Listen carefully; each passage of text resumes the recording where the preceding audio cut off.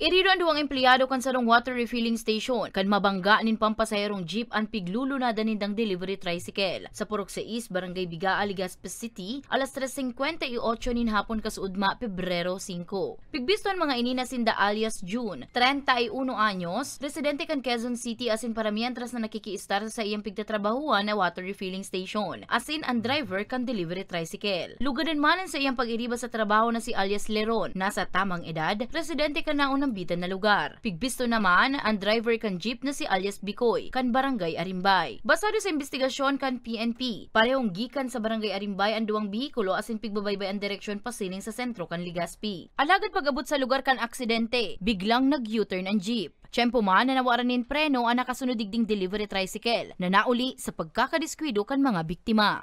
May nakinayag ang preno, mga na ano siya, parang biglaan na na-shock at biglang preno man sa jeep, biglang U-turn, siyempre ka, nagda-drive kaya, approaching ka na, preno kaya inabutan na, eventually medyo na parang na tumpa pa side yung tricycle, din nahulog itong pasahero, juwa.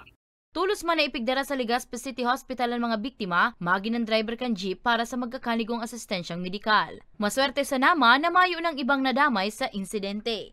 Permi kita nagpapagiramdom sa mga biyaheros nagda-drive na permi kitang dapat alert sa defensive driving sa pagmamaniho. And siyempre, yaon dyan so pagchikan sa tuyang mga bihikulo kung okay ang mga preno nasa kondisyon. And of course, dapat nasa kondisyon man ang lawas kang driver.